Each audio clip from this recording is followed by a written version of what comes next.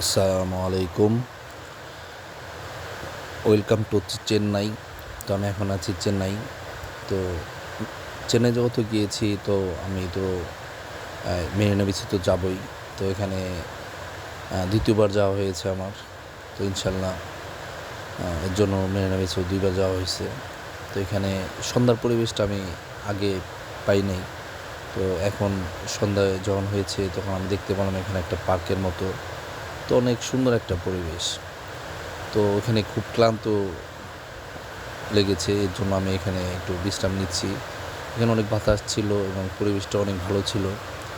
তো এখানে অনেক লোকজন দাঁড়ায় আছে, বসে আছে, কিন্তু অনেক সুন্দর একটা পরিবেশ, একটা মেরিনা বিচের মেন রাস্তার ব্লকে।